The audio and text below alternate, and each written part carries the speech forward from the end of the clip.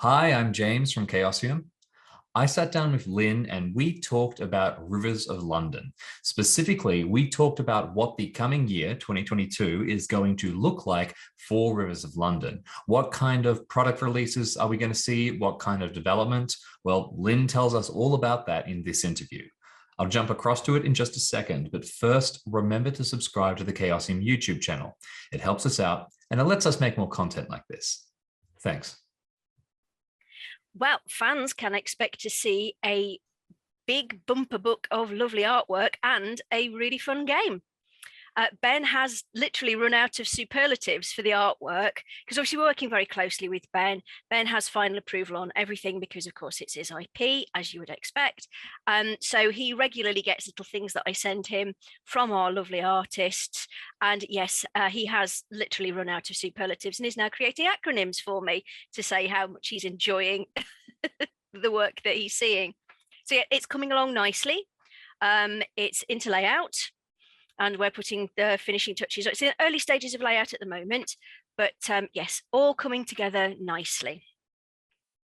Fantastic. Let me flip the question on its head for a second and say, at the end of 2022, rather than what's coming now at the start, what do you think the state of play is going to be? As we head towards the end of the year, what is the ideal position? Will we be looking at maybe more books down the line? Are we going to be just immersing ourselves wholeheartedly into the core book? What's the kind of ideal situation for you?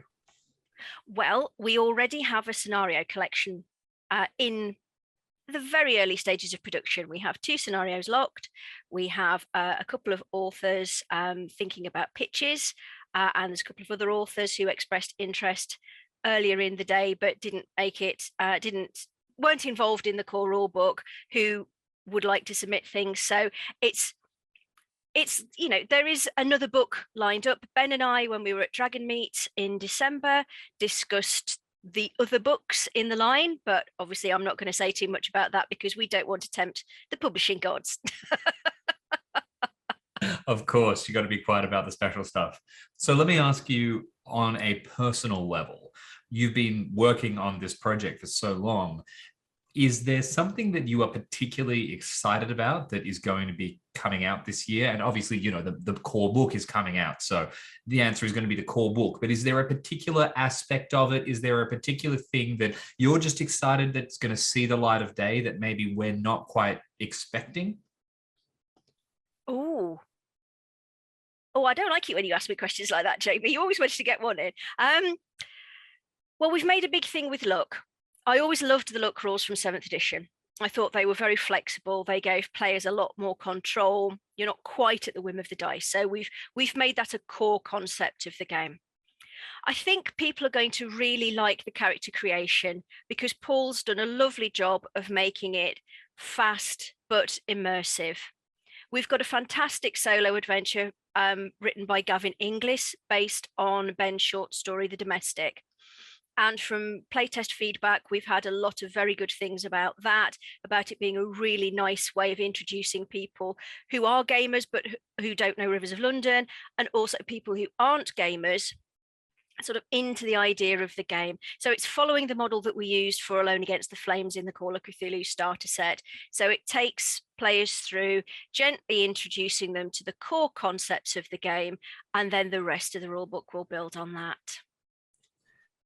I know that this is meant to be kind of something that hypes up what is happening for the game line, but I think that a lot of what has happened with the game line recently, because it's been in development, is that it's been shifting, it's been changing, it's been being created. Is there something that you went into the Rivers of London development process with a very firm idea about that has shifted and evolved over the development that now looks totally different? Yes, I think character creation is probably one of them, and also the magic system.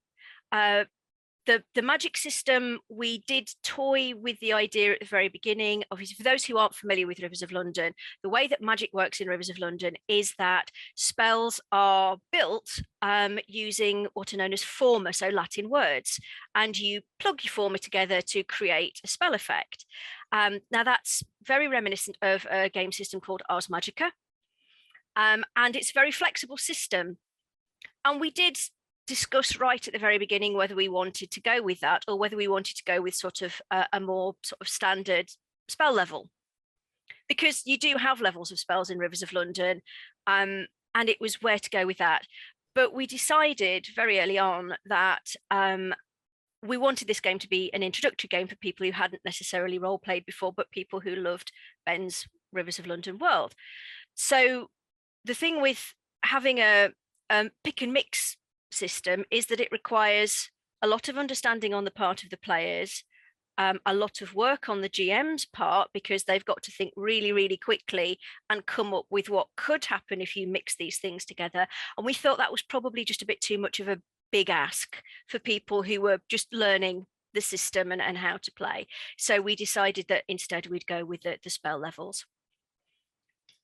Can you give us any indication about what the dates are going to be, or are those still a little bit changeable? Okay, all right. Not tempting, publishing gods, not tempting. Okay. We have a date in our minds. I'm just not prepared to say it, because you know what happens whenever we say anything like that. You know, it just all goes completely out of the window. So, but it will be this year. That much I can promise you. I'm just not going to say when.